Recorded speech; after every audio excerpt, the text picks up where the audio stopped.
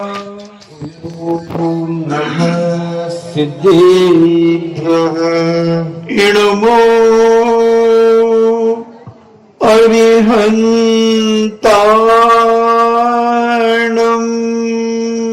नमो अरिहन्ताणम् इणमो सिद्धाणम् नमो सिद्धाणम् इणमो आयर्याणम् नमो आयर्याणम् इणमो उबज्झायाणम्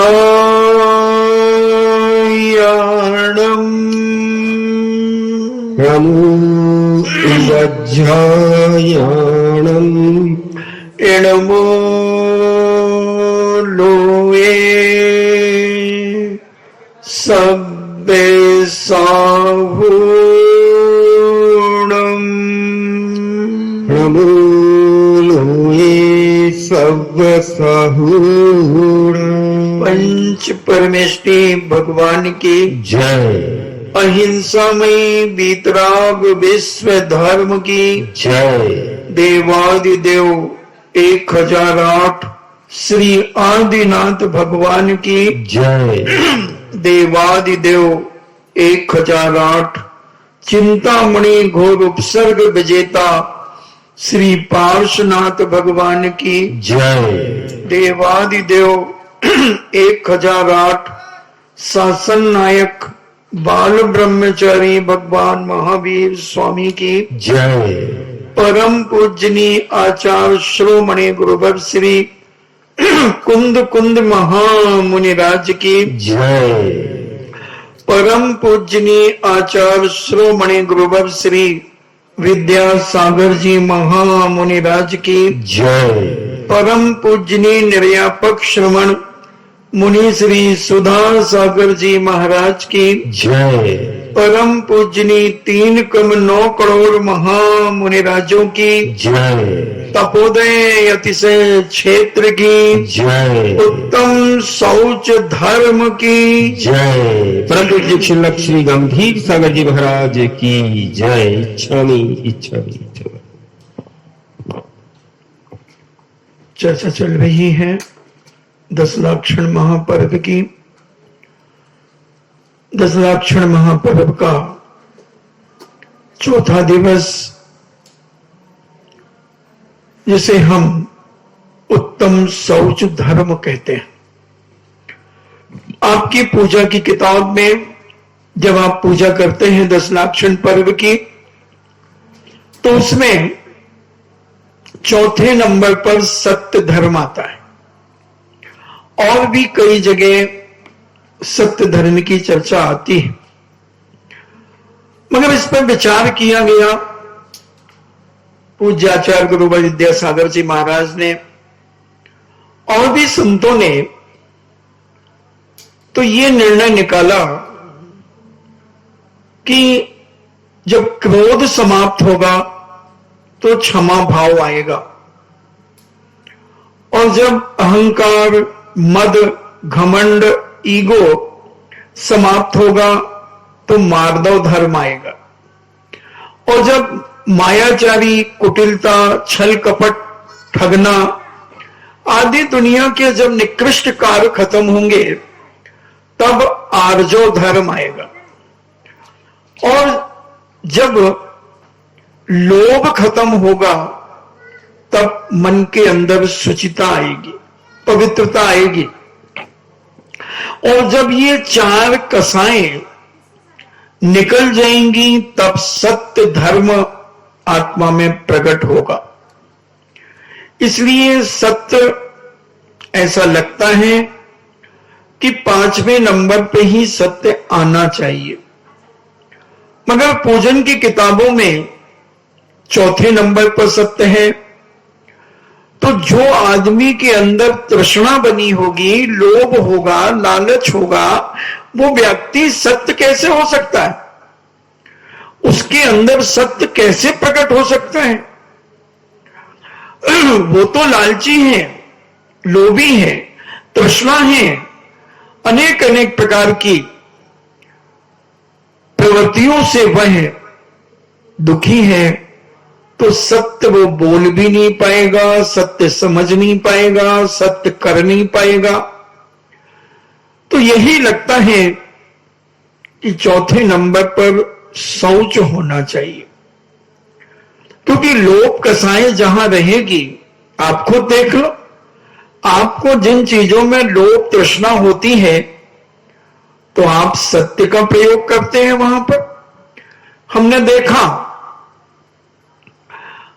बच्चों से पूछा कि तुमने आज क्या खाया था, तो बोले कुछ नहीं खाया। मैंने कहा झूठ, कितने गुलाब जामुन खाए? बोले एक। दूसरा कहता नहीं नहीं इसने तो 4 खाए।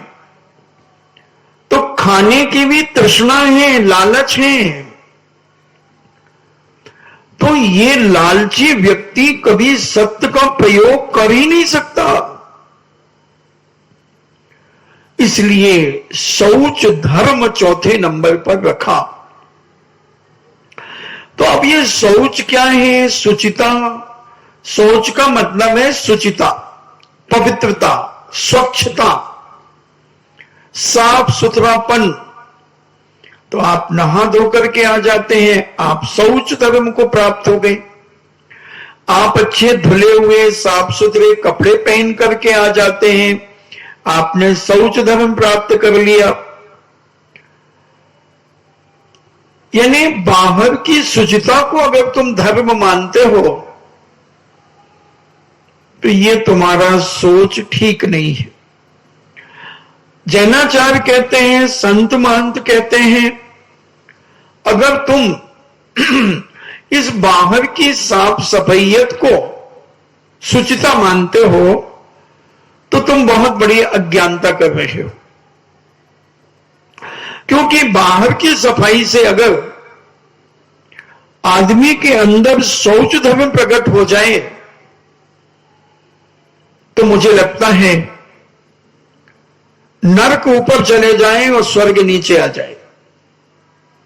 मुझे लगता है कि सूर्य ठंडा हो जाए और चंद्रमा गर्म हो जाए। मुझे लगता है कि मरा आदमी जिंदा हो जाए और जिंदा आदमी मर जाए। आज तक बाहर की सफाई पर, बाहर की स्वच्छता पर शौच धर्म आज तक दुनिया में कहीं प्रकट नहीं हुआ। शौच धर्म तो तब प्रकट होगा जब तुम्हारी वाचनिक शुचिता आएगी, जब तुम्हारी मानसिक शुचिता आएगी, जब तक तुम्हारे मन के अंदर शुचिता नहीं आएगी, यानी शुद्धता नहीं आएगी, स्वच्छता नहीं आएगी, पवित्रता नहीं आएगी, तब तक ये शौच धर्म तुम्हारी आत्मा में प्रकट नहीं हो सकेगा। लाख कोशिश कर लो, तुम बहुत अच्छे से अच्छे कपड़े पहन लो। मैंने देखा आगरा में पंचकल्याणक चल रहा था और एक लखनऊ की महिला अपनी फैमिली सहित आई और वह इतनी लालची थी सोने की, इतनी लालची थी कि वह 20 सभा में बैठ गई और किस तरीके उसने 4-5 चैनें तोड़ ली। सोना की बहुत लालची थी, सोना की उसके लिए बड़ा लोभ था, सोने का बड़ा लोभ था। और महिलाओं को सोने का लोभ रहता ही है। इसमें 2 अर्थ निकल रहे हैं सोने के, एक तो सोना पहनने का और एक सोने का। प्रवचन में भी सोते हैं हम तो देखते हैं। तो सोना महिलाओं को बहुत ज्यादा रहता है, सोने का लोभ, सोने की तृष्णा, लालच। कोई तो पंडाल में ही लुढ़क जाती है, अभी तो भीड़ भाड़ कम है, नहीं तो हमने देखा प्रवचन सुनते सुनते ही वहीं लुढ़क जाती। वो पहले लुढ़क जाती थी वो सोनिया की यहां की डुकरिया, है? हाँ, वो लुढ़क जाती थी। और भी नहीं लुढ़क जाती थी, सोने में तो मास्टर है महिलाएं, और सोना की तृष्णा भी बहुत है। तो उस महिला ने 3-4 चेन तोड़ ली और खा गई। अब हल्ला मच गया। उसी समय प्रवचन छूटा। महिलाओं ने अपना सिर ढाका और मेरी चेन, हल्ला मचा।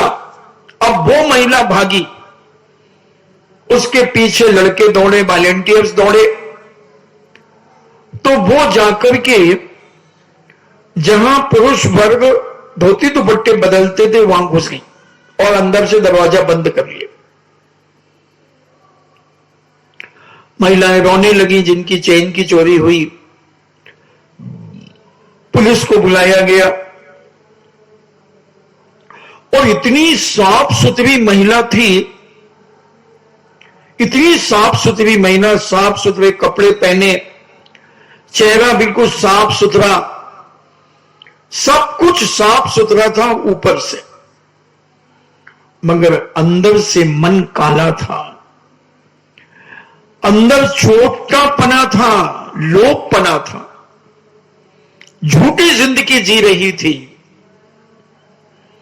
और जब पकड़ी गई, लेडीज पुलिस ने आकर के जब पकड़ा तो उन्होंने कहा चैन कहां है? मेरे पास चैन नहीं है, मैंने चैन नहीं ली। फिर उसे थाने ले गए। अब पुलिस वाले तो सब हथकंडे जानते हैं, तो पुलिस वालों ने उसे केले खिलाए, अच्छे चिट्टीदार केले, पके केले जिसे कहते हैं अपन। खा और खा, 6-7 खिला दिए, 8 खिला दिए और खा, और बीच बीच में इलायची और देते जाए तो केला बहुत जल्दी सड़ता है। और इलायची साथ में देते गए और उसे पोटी आ गई। अब पोटी आ गई तो उसमें चैन निकली उसकी पोटी के साथ में। देखना आदमी अंदर से कितना घिनौना है,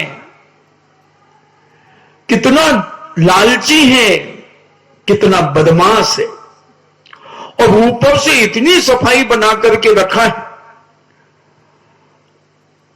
और इतना साफ सुथरा रह करके अपना जीवन जीना चाहता है।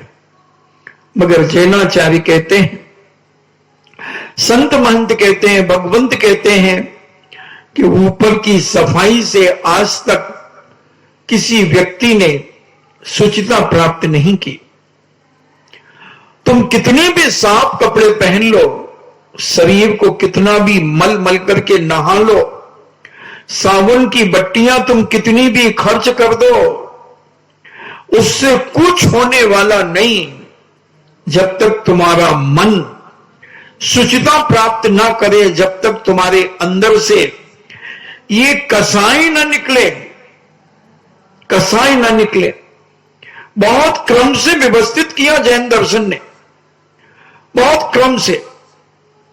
क्रोधी व्यक्ति जब तक क्रोध करता रहेगा उसके अंदर मार्दव धर्म प्रकट हो ही नहीं सकता।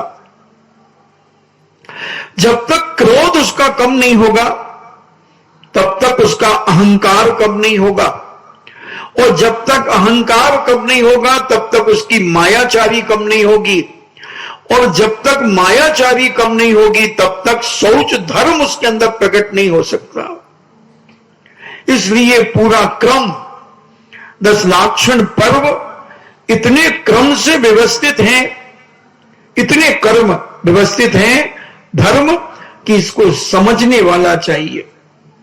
और बाहर की शुचिता को हम ऐसी चमकाते हैं, ऐसी चमकाते हैं, और लोगों के बीच में बैठ जाते हैं बिल्कुल चुन्नटदार कुर्ता पहन करके, चूड़ीदार पैजामा पहन करके, बढ़िया सांप टोपी लगा करके, अलग दिखते हैं भाई साहब, अलग दिखते हैं, मगर अंदर से कितनी अशुचिता है। पांडव भी यही जानते थे। वैष्णव दर्शन में एक कथा आती है कि पांडव भी यही जानते थे कि गंगा में स्नान करने के बाद व्यक्ति स्वच्छता को प्राप्त हो जाता है, पवित्रता को प्राप्त हो जाता है।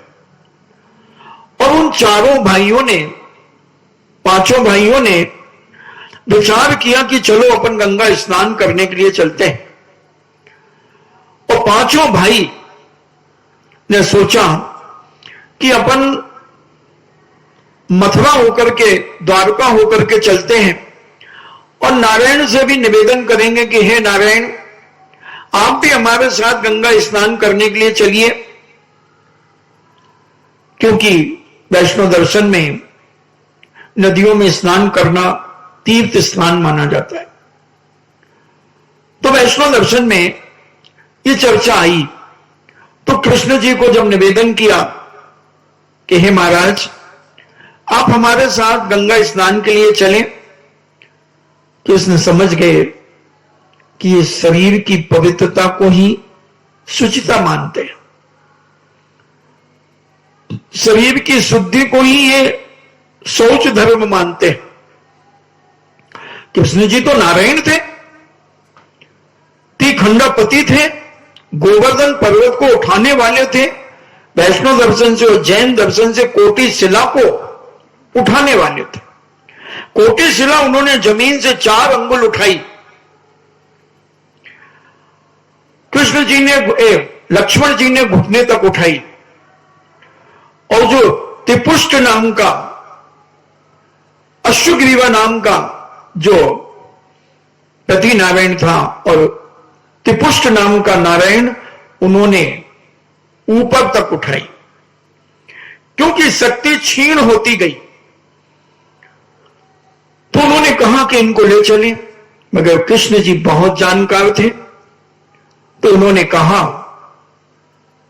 कि भाई कहां जा रहे हो तुम? बोले गंगा स्नान करने के लिए, पवित्रता प्राप्त करने के लिए, आप भी चले। उन्होंने कहा एक काम करो, मैं बहुत बिजी हूं, हम एक तुम्हें तुमड़ी देते हैं। तुमड़ी समझते हैं? लौकी होती है, लौकी जैसे लौकी लंबी पतली होती है, गोल होती है, जैसे वैष्णव साधु उसका कमंडल भी बना लेते हैं जब वो सूख जाती है। तरबूज, जैसे तरबूज होता है वैसी थोड़ी छोटी साइज में होती है, बड़ी मीठी होती है, बहुत स्वादिष्ट होती है और उसकी सब्जी तो बहुत अच्छी होती है। तो उन्होंने कहा तुम इसको ले जाओ और इसको स्नान करा करके लाओ। यही समझ लेना कि हम कृष्ण जी को ही साथ में लेकर के जा रहे हैं। और वो पांचों भाई बड़े सम्मान के साथ उस तुमड़ी को ले गए, उस तुमड़ी को ले गए और गंगा में सिर पे रख करके 108 बार डुबकियां लगाई, खूब अच्छे से डुबकियां लगाई। और पांचों भाइयों ने 540 बार डुबकियां लगा दी और बड़े सम्मान के साथ उसे लेकर के आए,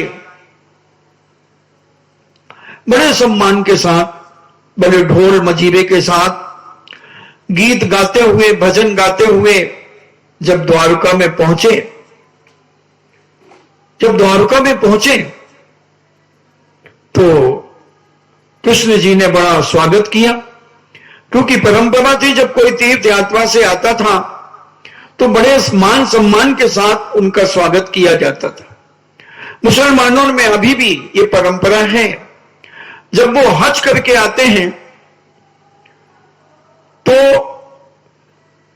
उनके लोग बड़े हाथ चूमते हैं, बड़ा आदर सम्मान देते हैं। हमारे यहां भी परंपरा थी, वस्त्रों को भेंट किया जाता था, आदर सम्मान करते थे, निमंत्रण किया जाता था। तो कृष्ण जी ने भी कहा कि भाई आपका निमंत्रण आज यही है सबका। और बढ़िया खीर बनवाई गई, भोजन बनाया गया, 56 भोग बने।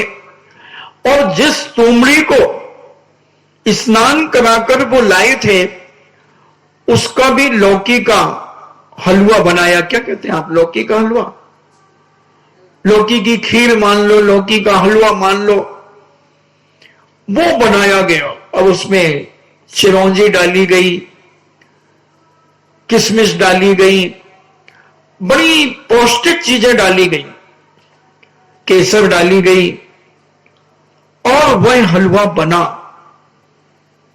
और यात्रा करके सब आए थे, बड़े थके हुए थे। तो जैसे ही सबकी थाली लगी तो उन्होंने कहा कि भाई ये हलवा खाएंगे। और जैसे ही हलवा खाया तो थू थू करने लगे, थूकने लगे।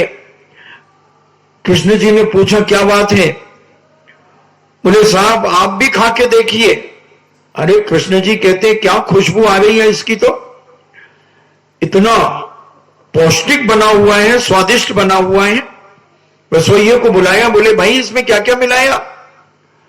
बोले सरकार जो जो आपने कहा था वो सब मिलाया। बोले फिर क्या बात है? भीम भैया एकदम उत्तेजित होकर के बोले इतना कड़वा है ये। अरे तुम तो 108 बार तुमने डुबकी लगाई है, वो मैंने वही तुमड़ी मिलाई है। पांचों भाई कहते अच्छा वो मिलाई है? हां, फिर ये कड़वा कैसे हुआ ये हलवा? कृष्ण जी कहते हैं ऊपर की सफाई से, ऊपर के स्नान से अंदर की कड़वाहट नहीं जाती,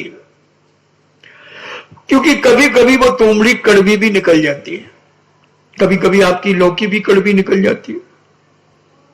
एक कथा आती है हमारे यहां, एक मुनिराज को आहार में कड़वी लौकी दे दी थी,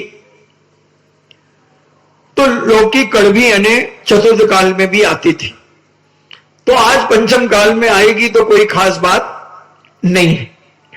तो कृष्ण जी ने फिर समझाया कि अरे पांडु तुम चूक गए, तुम शौच धर्म को नहीं समझ पाए, शौच धर्म को नहीं समझ पाए, जिसके कारण तुम डुबकियां लगा लगा करके आए हो कि हम स्वच्छ हो जाएंगे।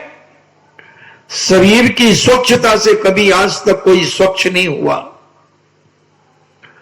एक से एक सुंदर शरीर को धारण करने वाले लोग हैं, मगर उनके अंदर बैठी हुई तृष्णा नागिन उन्हें कैसे डस रही है। तृष्णा नागिन ऐसी लहर मारती है, ऐसा लालच उत्पन्न होता है आदमी को, और वो कोशिश करता है कि कोई देख तो नहीं रहा मेरे लालच को।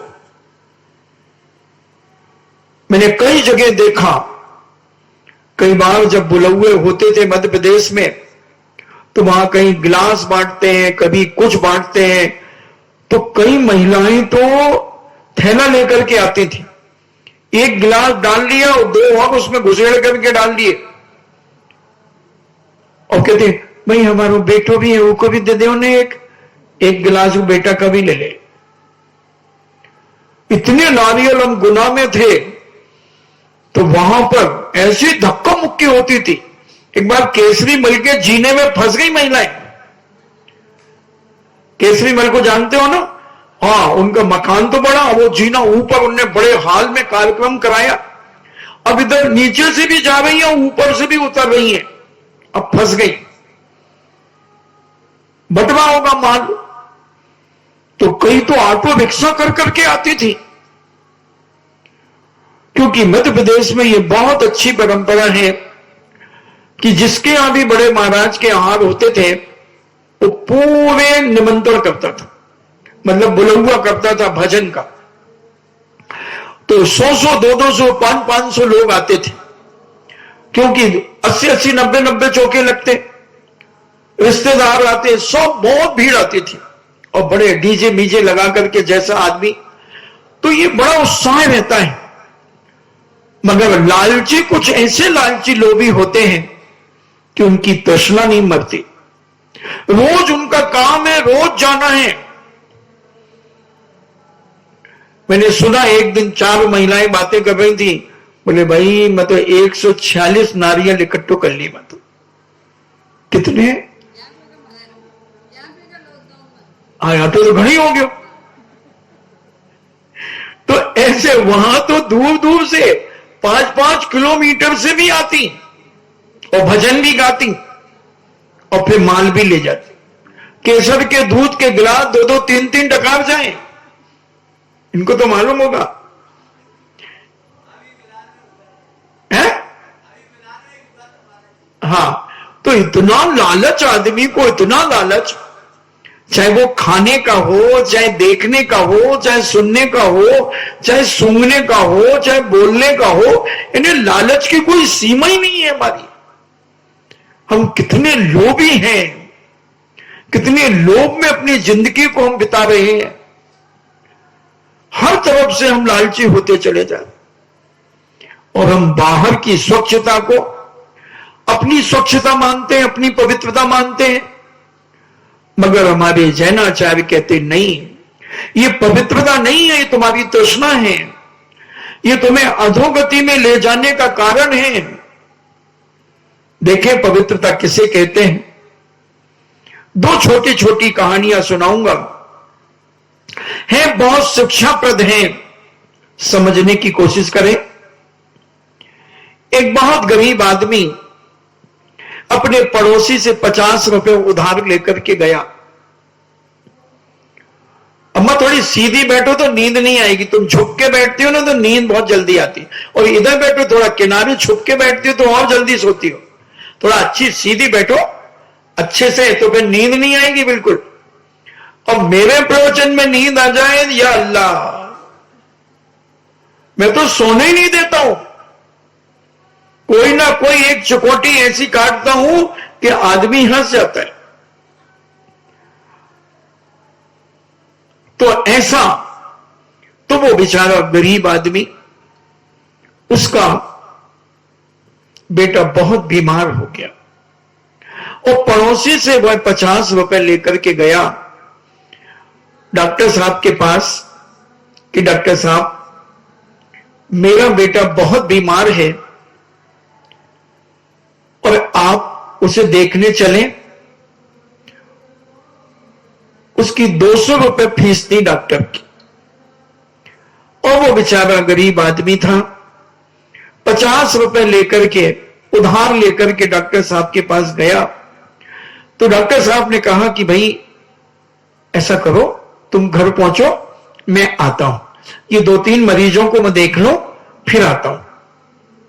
और डॉक्टर साहब उन मरीजों को देख करके जैसे ही फुर्सत हुए, इतने में 2 मरीज और आ गए, उनको देख लिया। अब डॉक्टर साहब का ड्राइवर उस दिन आया नहीं था, तो डॉक्टर साहब रिक्शे में आए थे। अब डॉक्टर साहब ने कहा 3-4 किलोमीटर जाना है, फिर रिक्शे वाले को बुलाया और उसमें बैठ करके डॉक्टर साहब गए। और डॉक्टर साहब ने देखा बच्चा बीमार था, मगर इतना बीमार था कि वो मर गया। डॉक्टर साहब बड़ा पश्चाताप करते हैं, अपनी बड़ी निंदा करते हैं और विचार करते हैं, देखो मैंने उन 2-3 मरीजों का लालच करके इस मरीज को छोड़ दिया। काश अगर मैं 15-20 मिनट पहले आ जाता तो ये बेचारा मरता नहीं। और उनके अंदर बड़ी करुणा जागी, आंखें डबडबा गई, और वह गरीब आदमी डॉक्टर साहब से कहता है, डॉक्टर साहब ये आपके 50 रुपए तो आप जमा करें और हम 150 रुपए और आपको दे देंगे। डॉक्टर साहब कहते हैं, भैया हम ये 50 रुपए नहीं लेंगे, क्योंकि हमने किया क्या है, हमने क्या किया है, हमने इलाज भी नहीं किया, देखा भी नहीं। जब हम आए, जब वो मर चुका था।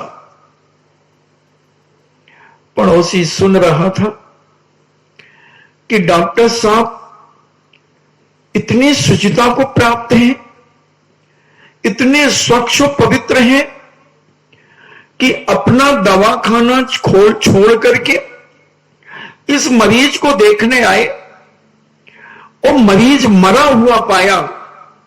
डॉक्टर साहब अपनी फीस नहीं ले रहे हैं। और पड़ोसी ये सारा दृश्य देख रहा था।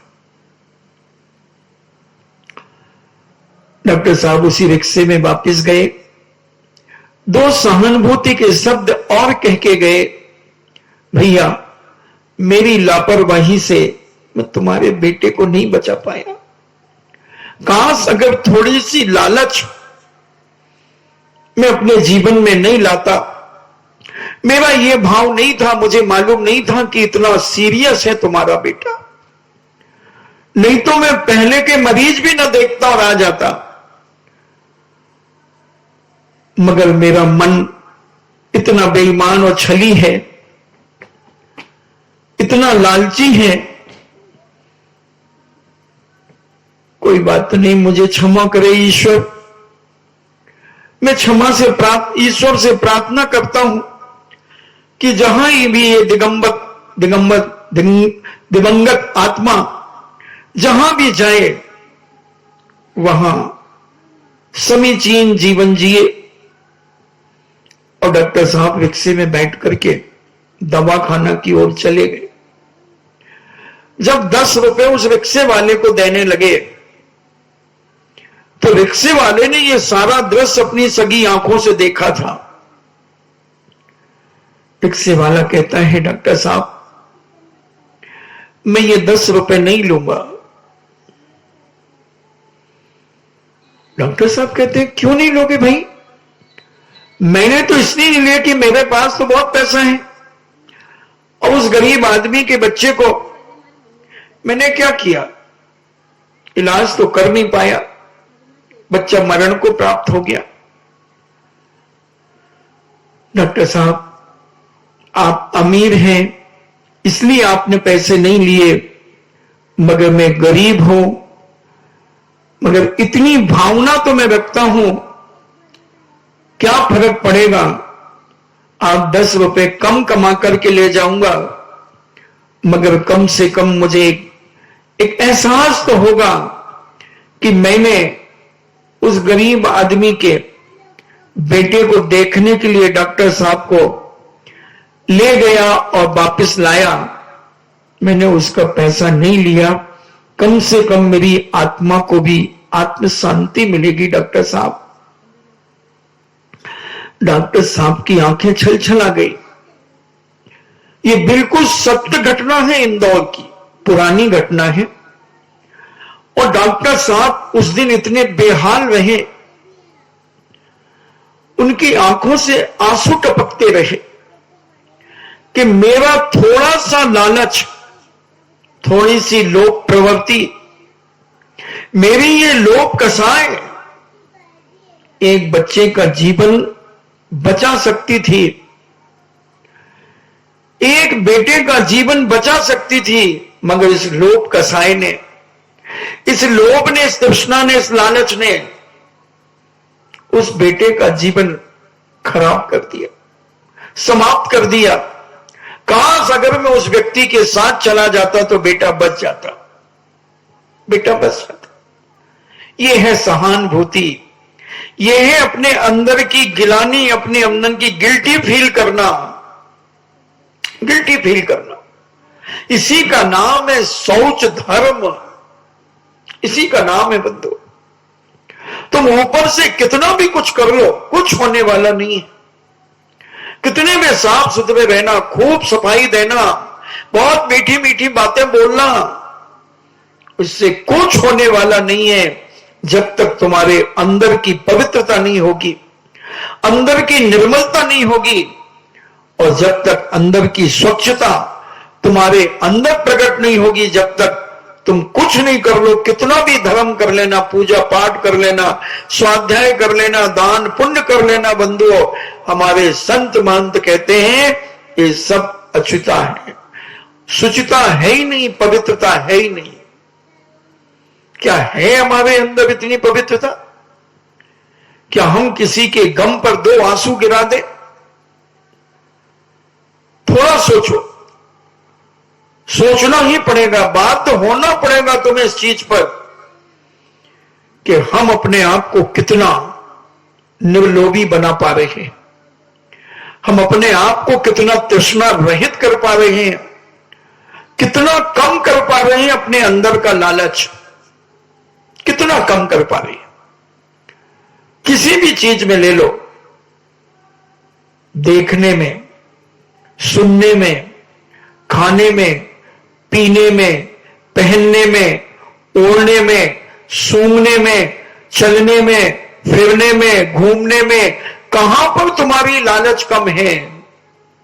कहां आया भाव कि हम बहुत तो कर चुके सब, अब शांति से बैठना है, अब बस भगवान का जाप करना है, अब अंदर की कलुषताओं को, अंदर के छल कपट को अब हमें कम करना है।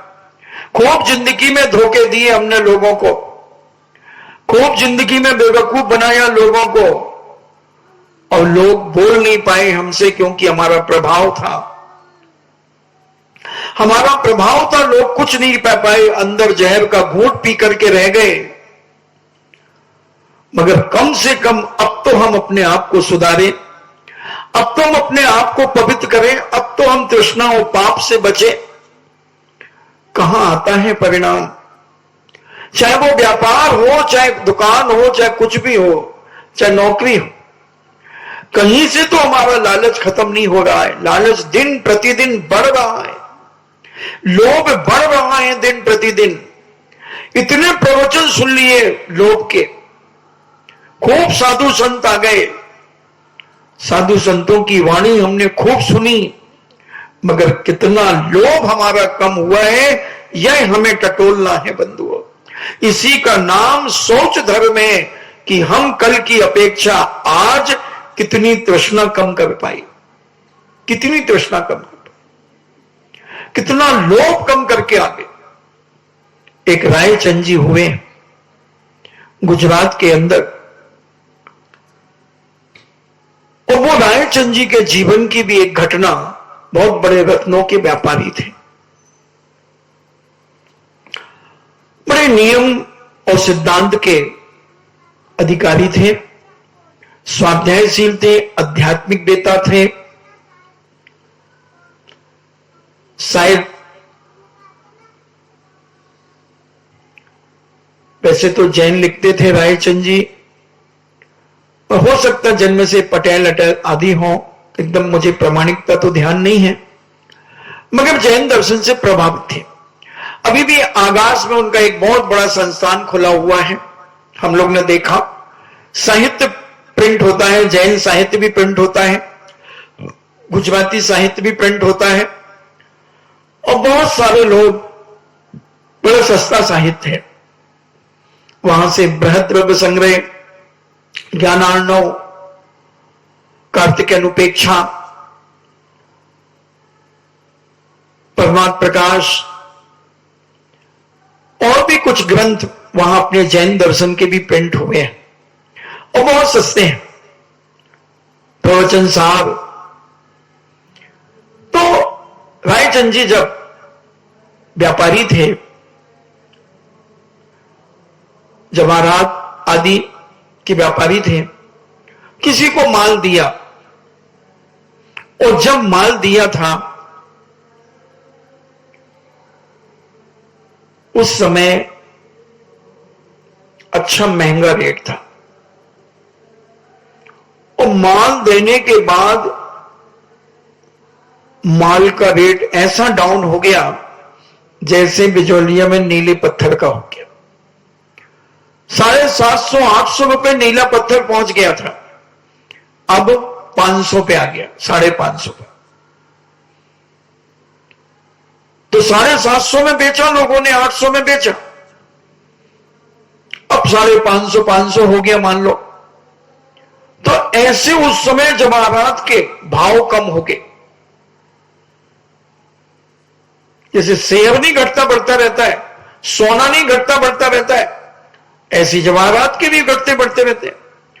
अब जो व्यापारी था वो घबरा गया कि मैं सेठ जी का पैसा कैसे दूंगा, और 8 दिन हो गए वो रायचंद जी से मिला ही नहीं, और बस एक ही चिंता कि मैं अगर पूरा मकान बेच दूं, दुकान बेच दूं, तो भी सेठ जी का पैसा नहीं दे पाऊंगा, क्या करें, खाना पीना हराम हो गया। रायचंद जी ने विचार किया कि ये आदमी तो रोज हमसे जय जिनेन करता था, रोज बैठता था, बातें करता था, सब कुछ करता था, अब ये 8-10 दिन हो गए दिखा ही नहीं। एक दिन सेठ जी यानी रायचंद जी उसके घर पहुंच गए। वो घबरा गया। अब उसके मुख से निकला कि सेठ जी मैं मकान बेच दूंगा, दुकान बेच दूंगा, मगर आपका पैसा खाऊंगा नहीं, पाई पाई से आपका पैसा चुकाऊंगा, मगर कुछ बरसों बाद चुकाऊंगा। सेठ जी कहते हैं अरे यार भैया, कम से कम आने की तो कहो, बैठने की तो कहो कम से कम कि आओ सेठ जी बैठो, इतनी भी व्यवहारिकता नहीं तुम्हारे अंदर।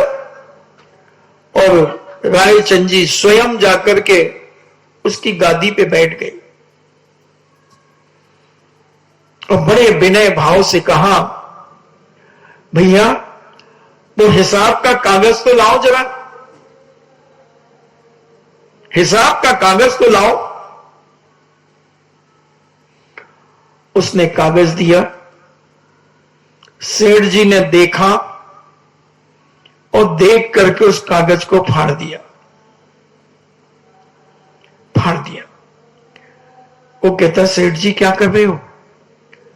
बोले कुछ नहीं, जिस कारण से तुमने हमसे आत्मीय भाव कम कर दिया, प्रेम कम कर दिया, मिलना जुलना कम कर दिया, ऐसा व्यापार मेरी जिंदगी में पाप है, ये लोभ कसाई का कारण है। इसलिए कोई बात नहीं, हो तो दे देना, नहीं हो तो कभी चिंता मत करना, कभी चिंता मत करना।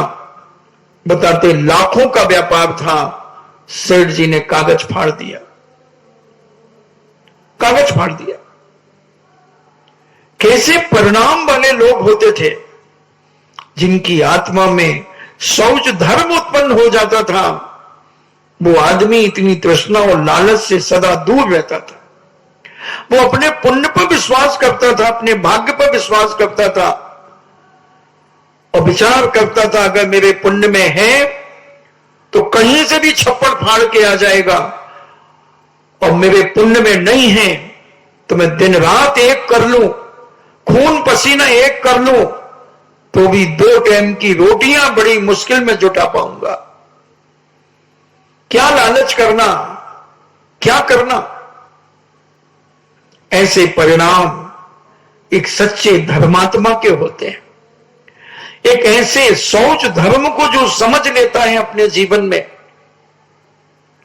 जिसे ये कसाएं पता चल जाती हैं कि क्रोध हमारे जीवन में कितना खतरनाक है, अहंकार हमारे जीवन में मान कसाई कितनी खतरनाक है, और ये माया कसाई कितनी खतरनाक है, और उन सब का बाप अगर कोई है तो ये लोभ कसाई है।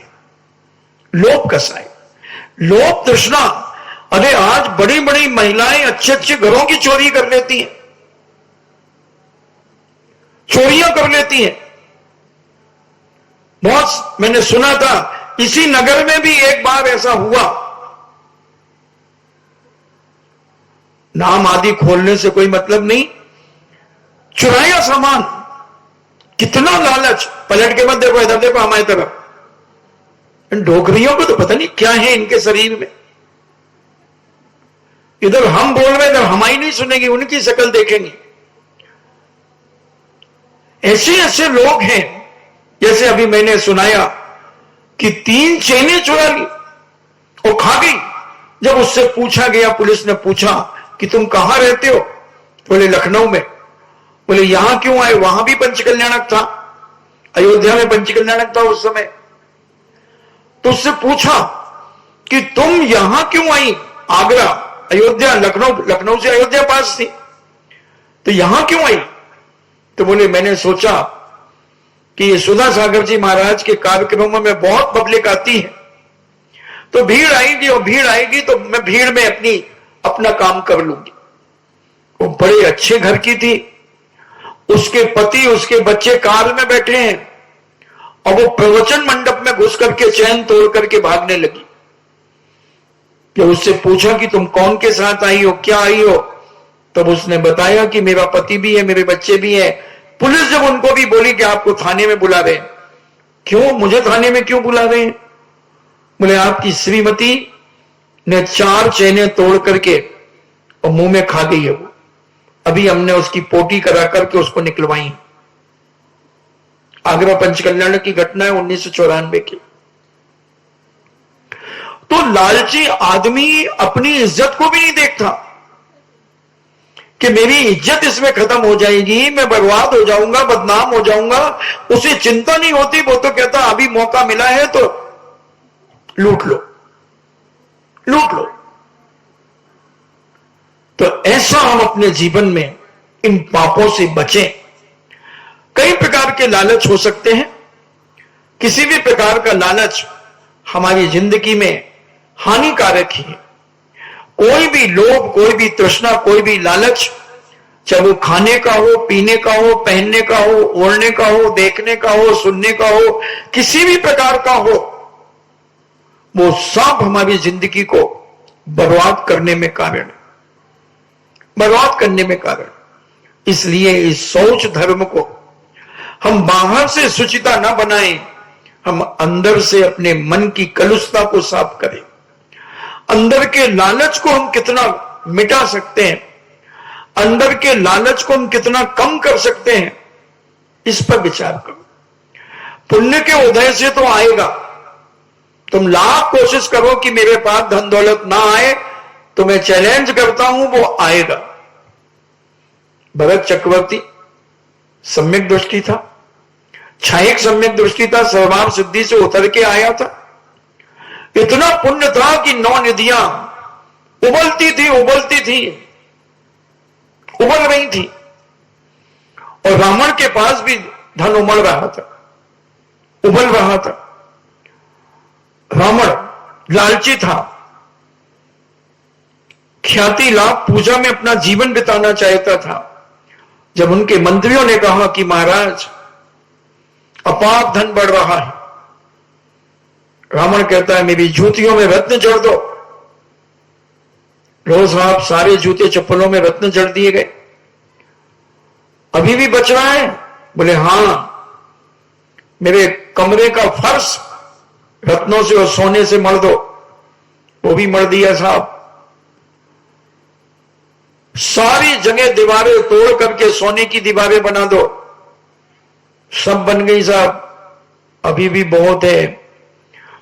तो मेरा पूरा राजमहल हीरे मोती जवाहरात से जड़ दो, ये भी हो गया साहब। तो पूरी लंका सोने की बना दो। जी भर के खर्च किया, मगर अहंकार से किया, दिखावा के लिए किया, 4 लोगों में वायवा लूटने के लिए किया। और जब भरत चक्रवर्ती का मंत्री आया, महाराज की जय हो, महाराज 9 नदियां उबल रही हैं। चक्री कहता अच्छा प्रजा में बांट दो। बोली सारी प्रजा को बांट दिया, कोई भी गरीब नहीं है, सब संपन्न है। चक्री कहता है कैलाश पर्वत पर जिनालय बना दो, और कैलाश पर्वत के ऊपर कहीं आता है त्रिकाल 24 बनाई, कहीं आता है 24 बनाई। 500 धनुष की प्रतिमाएं, माणिक, मन्ना, पन्ना, हीरा, मोती, मूंगा, माणिक आदि की प्रतिमाएं, और सोने के मंदिर, सोने के मंदिर बिछा दिया, सोना बिछा दिया। कोई लालच नहीं, कोई तृष्णा नहीं। तृष्णा तो आई, पूरनपुर नगरिया के ऊपर तृष्णा आई, वो नियोग था। क्योंकि जब तक संपूर्ण राजा उसे नमस्कार नहीं करेंगे तो रत्न चक्ररत्न अयोध्या में प्रवेश नहीं करेगा। इसलिए उसे वो कार्य करना पड़ा कि बाहुबली से युद्ध करना पड़ा, मगर लालची नहीं था। 2 पक्ष देखें, और भरत ने भोजनालय बनवाए कैलाश पर्वत के ऊपर। अगर लालची होता तो अपनी अयोध्या को सोने की बना लेता, अपनी ज्योतियों में रत्न जड़ लेता, मगर उसकी आस्था, उसका विश्वास धर्म के प्रति था, अंदर से शुचिता भाव था कि मैं अपने अंदर स्वच्छता कब प्राप्त करूंगा, मैं अपनी पवित्रता को कब हासिल करूंगा, आत्मा का स्वभाव कहीं विभाव की ओर ना चला जाए, मेरे आत्मा का स्वभाव क्या है, इस पर वह विचार करता था। और बताते, जब वो सामायिक में बैठता था तो इतनी एकाग्रता हो जाती थी कि उसके हाथ की अंगूठियां भी नीचे गिर जाती थी, इतनी श्वास को मंद कर लेता था, ऐसा कायोसर्ग में लीन हो जाता था। और अगर हम तो ऐसे व्यक्ति के पास बैठे तो उसकी अंगूठी गिर जाए तो हम तो उठा करके जेब में रख लें और कह दें कि हमने तो उठाई नहीं, और कब खिसक जाए उसको उठने के पहले ही निकल जाए, क्योंकि उसे तो पता ही नहीं कि कौन बैठा मेरे बाजू में। हम तो इतने बेईमान, हम तो इतने लालची हैं। अरे रास्ते में 5 का नोट मिल जाए तो हम उठा लें उसे, हम इतने बेईमान हैं। तुम्हारा था क्या? क्यों उठाया तुमने? क्यों उठाया? महाराज जी मैंने सोचा कोई ले जाएगा तो मैंने सोची मंदिर में डाल दूं। तो तुम्हारे बाप का था जो मंदिर में डाल दिया। किसका था वो नोट? उससे पूछा है क्या? किसी गरीब आदमी का हो जो 5 रुपए की कोई दवाई लेने जा रहा हो और उस बेचारे का गिर गया हो और तुमने तो गुल्लक में डाल दिया या अपने पर्स में रख लिया। वो गरीब तो बिना दवाई के मर भी सकता है। काश अगर आदमी अपने अंदर की ये तृष्णा, ये लालच निकाल दे तो मैं कहता हूं लाखों अगर यहां बिछे रहे, रोड पर पड़े रहे, तो ढूंढता हुआ आदमी अपने पैसे उठा लेगा। एक भारतीय व्यक्ति ने सुनाया कि वह जर्मनी में गया और जर्मनी में उसने अपनी करेंसी को बदला और करेंसी बदल करके उसने बैग में रखी और बैग वहीं छोड़ गया और आकर के कार में बैठ करके अपने काम से चला गया। काम करने के बाद उसे, जब वो अपनी होटल में पहुंचा तब उसे ध्यान आया कि मेरा बैग कहां गया। गाड़ी वाले को फोन किया, उसने कहा सर गाड़ी में बैग नहीं था। बड़ा चिंतित हो गया, रात भर नींद नहीं आई। रात को बैंक मैनेजर को फोन किया तो उन्होंने कहा कि अगर आप बैंक में छोड़ गए होंगे तो आपका उसी जगह पर आपका बैग पड़ा होगा, किसी ने छुआ भी नहीं होगा, किसी ने नहीं छुआ होगा। और वह सुबह दूसरे दिन 10 बजे बैंक में गया, उसी काउंटर पर वह बैग पड़ा था। कैसे लोग हैं वहां के, जरा विचार तो करो। कितनी निर्लोभता। आदमी अगर अपने कर्म के ऊपर विश्वास कर ले, कर्म सिद्धांत थोड़ा सा समझ ले, तो मुझे नहीं लगता कि वह बेईमानी करने का भाव अपने जीवन में बनाएगा। लालच उसके अंदर आएगा, उसके अंदर तो अंदर के परिणामों की शुचिता और पवित्रता दिन दूनी रात चौगनी बढ़ती चली जाएगी, क्योंकि वो जानता है कि सब कुछ मेरे पुण्य से मिलेगा, बेईमानी और छल कपट से कभी नहीं मिलेगा। लोभ की प्रवृत्ति हम जितनी बढ़ाएंगे, लोभ बढ़ता चला जाएगा और हमारी तृष्णा कभी शांत नहीं हो पाएगी, कभी शांत नहीं हो पाएगी। और ऐसे लोभी का एक दिन घड़ा फूटता है, सारा धन कहां चला जाता है कुछ पता नहीं चलता, कब घाटा लग जाता है व्यापार में पता नहीं चलता, कब उधारी डूब जाती है पता नहीं चलता, कई बीमारी में कई बार पैसा चला जाता है। धर्म के नाम पे आदमी पैसा नहीं देगा, दान पुण्य नहीं करेगा, मगर बीमारी में कितना खर्च कर देता। अभी कितने लोग हैं कोरोना में खर्च कर रहे हैं जिनने कभी 100 रुपया भी दान में नहीं दिए होंगे। ऐसे लोभी, ऐसे माइजर लोगों का धन, लोभी का धन लावर खाए और बचे सरकारें जाए, ये नीति। इन्हें लोभी कंजूसों के पैसे या तो गुंडे बदमाश खा जाते हैं या फिर उन पर छापा आदि पड़ जाता है तो सरकार के कोष में चले जाते हैं। और सरकार बना रही है कानून, सारा रिकॉर्ड लेगी, ये पैसा कहां से आया तुम्हारे पास, कहां से आया, सारा रिकॉर्ड लेगी। चल रही है योजना मोदी सरकार की। और ये सब चीजें तुम क्या करोगे, उसमें कितना छल करोगे, क्या तिकड़म लगाओगे, और चाहिए कितना है? 2 गज जमीन। 2 गज जमीन में हमारा अंत हो जाना है। 2 गज जमीन में हमारी जिंदगी समेट जाना है बंधुओं। अब तो वो भी नहीं चाहिए, अब तो इलेक्ट्रिक सिस्टम है, इधर डाला और वहां से हड्डियां आ गई। किसके लिए कर रहे हो?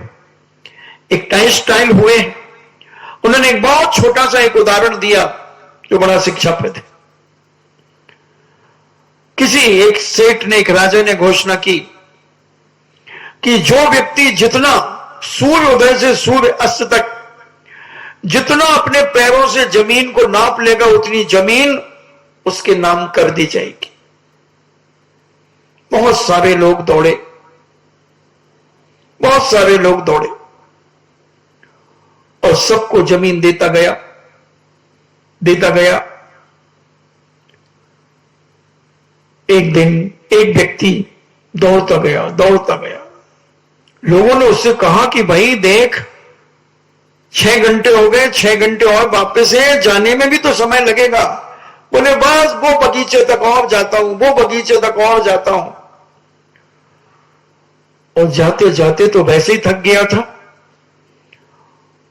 और बगीचा दिख रहे थे, मैदान दिख रहा था, फिर भी 1 बजे वहां से वापस लौटना शुरू किया। मान लो 6 बजे सूर्योदय हुआ और वह लौटता रहा। जब 1 बजे तक उसने जमीन जितनी नापी, जब लौटा बहुत ताकत लगाई, बहुत दौड़ता हुआ आया। रहने दो वो तो करेंगे। और दौड़ता हुआ आया, जो क्रॉसिंग लाइन थी वो उसे दिख रही थी, वो लाइन तक मुझे पहुंचना है और ये सारे बगीचे, ये मैदान, ये सब मेरा हो जाएगा, मेरा हो जाएगा। दौड़ता आ रहा था, आ रहा था, और उस लाइन के 4 अंगुल पहले मैंने धड़ाम से अपनी लंबाई से गिरा, उसने हाथ फैला दिए, मगर उस लाइन पर हाथ नहीं आ पाया। 4 अंगुल हाथ पीछे रह गया और उसी समय प्राण पखेरु उड़ गए। किसके लिए दौड़ा? 2 गज जमीन जीवन के लिए चाहिए है, मगर हम कितनी मानसिक दौड़ लगा रहे हैं। हम मन से कहां कहां दौड़ रहे हैं, पैरों से तो कम दौड़ रहे हैं, मगर मन से हम कहां कहां दौड़ रहे हैं।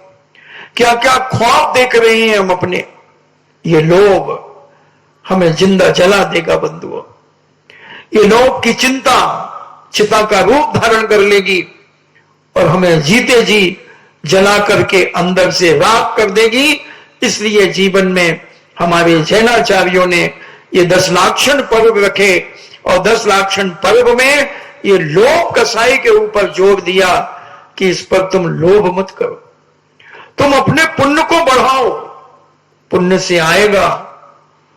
पुण्य जब है तो दुनिया की कोई ताकत उसे रोक नहीं सकती बंधुओं। पुण्य से आएगा, जी भर के आएगा, तुम नहीं चाहोगे तो भी आएगा, मगर उसका सदुपयोग करो और बढ़ेगा। जिन जिन ने अपने जीवन में उसका सदुपयोग किया वो दिन दूने रात चौगने बढ़े हैं, बढ़ते जा रहे हैं। उधर वो कहते इधर आता, हम यहां दान करते चले जाते, दान करते चले, और बढ़ता है और बढ़ता है। जितना उलीचोगे उतना बढ़ेगा, और जितना दबा करके सजो करके रखोगे उतना सड़ेगा। कुएं का पानी जब तक निकलता है तो झील बनी रहती है, पानी आता रहता है। पहले के कुएं होते थे, रात दिन भर लोग खींचते थे, शाम तक खाली हो जाता था, और सवेरे फिर अपनी चरी बाल्टी लेकर के जाते थे और छोड़ते थे तो डुप डुप, और पानी फिर भर करके ले आते थे। और जिन कुओं का पानी नहीं निकलता वो धीरे धीरे सूख जाते। इसलिए पुण्य के कार्य में अपनी चंचला लक्ष्मी को निकालकर अपनी लोक तृष्णा को कम करके और धर्म में जीवन लगाएं। इन्हीं मंगल भावना के साथ जिनवाणी स्तुति।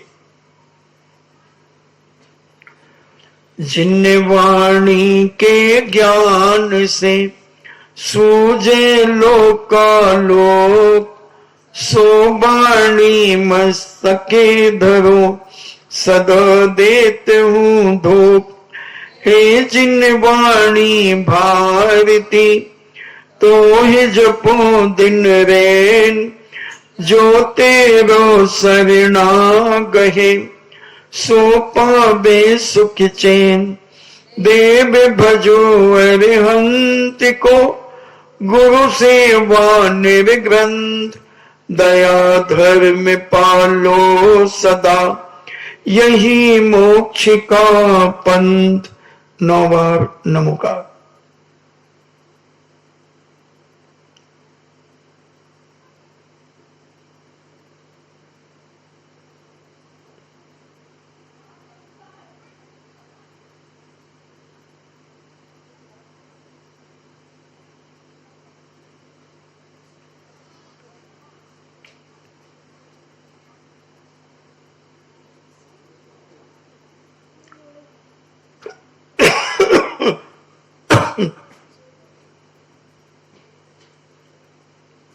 परम पूजनी द्वादशांग जिनवाणी माता की सुत देवता सुत देवता सुत देवता जैनम जेतो शासनम जैनम जेतो शासनम जैनम जेतो शासनम। वंदे विद्यासागरम।